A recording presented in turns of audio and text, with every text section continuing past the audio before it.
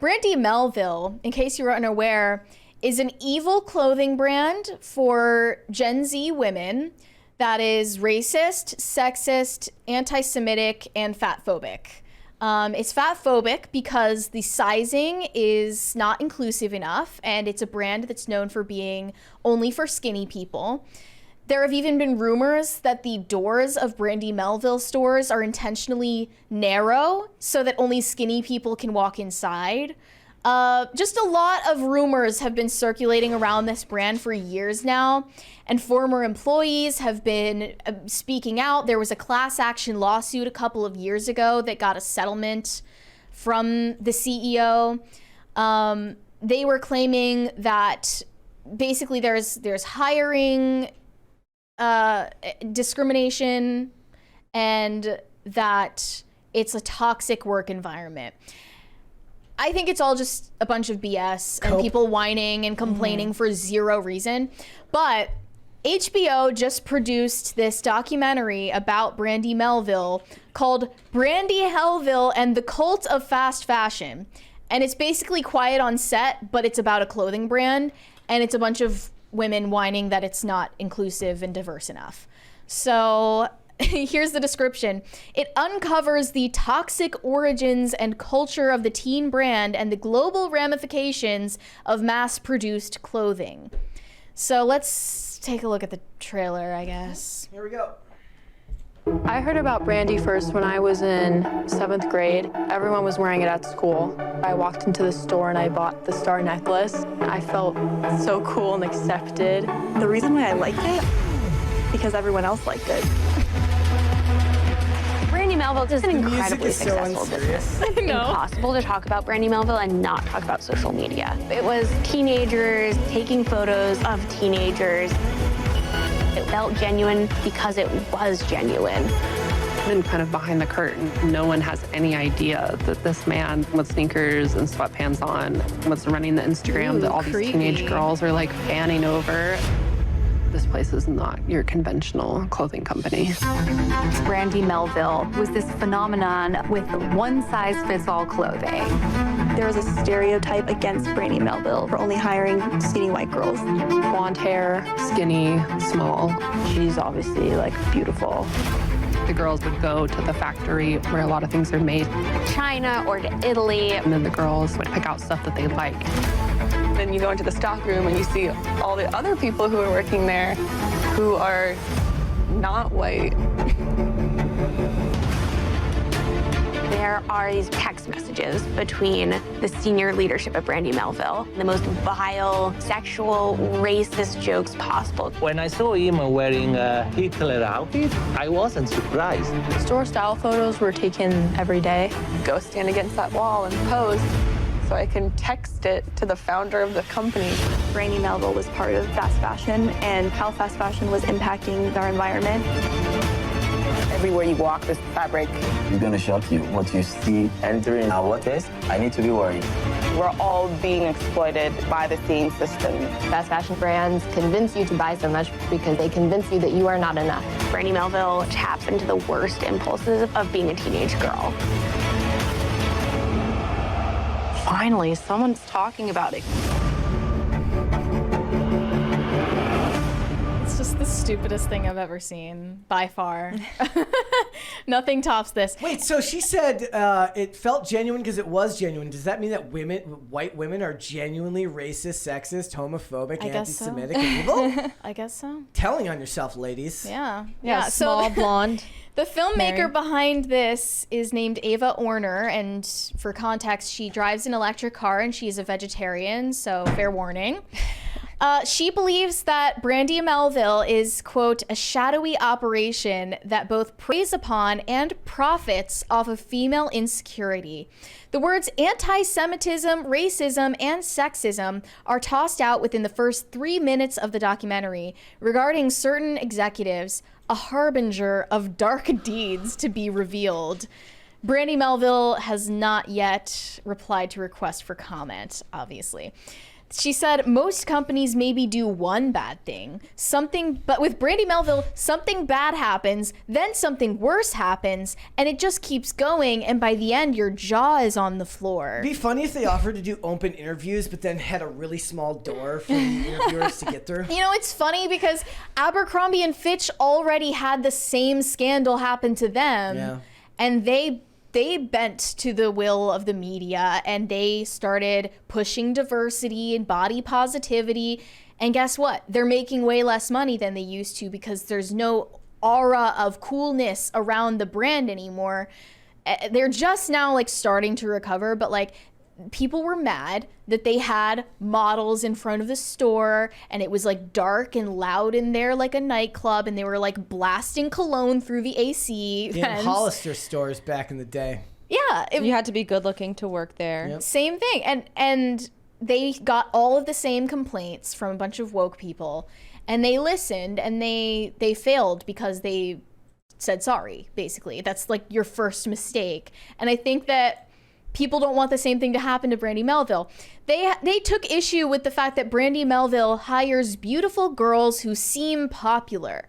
Typically thin, white, under the age of 18, who are often recruited while shopping in the store, claims the documentary.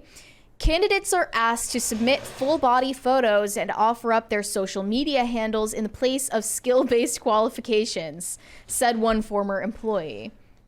I don't know why you would expect a 16-year-old to have skill-based qualifications anyway, but it's like not that bad of a thing that you're looking to hire people who fit your customer target demo. Yeah. Like, is that very strange? Nope, it's not. I don't know. Like, it doesn't seem like it's a discriminatory practice. But they say it'd be like going to work in a skate shop in a suit and tie. It just doesn't fit the vibe. Yeah. There's been like discourse for years that Brandy Melville's problematic sizing has escaped cancel culture. But they say that one size fits most is the only size that they carry. And that is like why they require their employees to fit that size. Makes sense to me. But yeah, she just thinks that this is a travesty that they're hiring teenage girls who look like their customers. I do love the idea that we're in this era where women filmmakers will make entire projects purely out of spite. Also, it just seems like teenage girls really don't care. They really don't care that Brandy Melville got canceled. And we'll like get into more of like Gen Z rejecting wokeness tomorrow, I think. But this is a sign of that. The teenage girls don't care that the CEO of Brandy Melville is like a bad guy who made problematic memes about Hitler. They don't care. We'll get to that in a second though. But yeah, it says these revelations haven't made a dent in their revenue. There's been an expose on the company. A lot of young girls know that the company isn't great, but they still shop there. And I find that really disturbing. There comes a point in your life where you have to decide, what kind of person do I want to be? When a brand has been exposed as being really shitty, you can get clothes elsewhere. The fact that people are so locked into this brand is really surprising. No, it isn't. It's not surprising. It's literally the opposite. It's the least surprising thing ever. In the list of surprising things on planet Earth, this is like in the negative list. This is not a thing. Yeah. She continued, the level of exploitation against women is staggering. You're being exploited by companies and doing their work when you make videos promoting them and don't get paid. These are armies of young girls advertising for evil companies who are laughing all the way to the bank. Wait, so they mean the girls who take the photos and post them on their social media, they're mad that they're not getting paid? I guess that if you're making a TikTok of your Brandy Melville outfit, then you're helping the evil white man at the top. That's insane. Laugh all the way to the bank. They mentioned the CEO, Stephen Marzin, is a very private person with no digital footprint. He doesn't want to be known. He's very comfortable hanging out with young girls in his store, looking at photos that he makes them take and send to him. And he has full management of their bodies, and he has pictures of their chests and feet. So there's something really wrong here. A former employee claims to have seen him save these images to his personal phone. So I guess they're saying that this would be better if it was like a woman doing this job? I guess. Yeah, and they also hate him because he's an evil libertarian. And we were talking about this because he has a sub-brand in Brandy Melville called John Galt. Yeah. From Atlas Shrugged. I'll never forget the first time I saw the John Galt merch in person. He said he has declined to address these allegations, and he keeps his inclinations to himself when he's not displaying personal copies of Atlas Shrugged in stores. One talking head referred to it as the Bible of Brandy Melville. It's his favorite book, inspired. He's got an Ayn Rand blow-up doll in the back. Literally, yes. It's his favorite book, inspired the sub-brand John Galt, named after Ayn Rand's objectivist hero. He's an avowed libertarian, says the filmmaker. Nothing wrong with people's political choices, but when you have a massive, hundreds of millions of dollars global business, you better be a liberal. And you constantly say you don't believe in taxes, I would say somebody should investigate that. They're screaming out to get in serious trouble. Not like every rich person says that or anything. Yeah. So he's a tax hero, is basically what she's saying. Can somebody give me a picture of this? Allegedly. There are like 3 photos of him, but we'll get you one. Well, I'll just take the one with the silhouette. I'll take the silhouette one. Yeah, the creepy one. Yeah. They're racist, sexist, and anti-Semitic. They exploit young girls, and that's just the tipping point.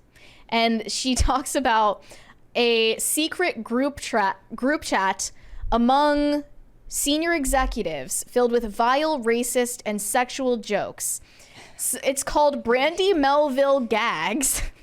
And they shared between them an image of the CEO photoshopped onto Hitler's body in one of the text messages. I sent you a tweet that has some screenshots from their problematic group chat.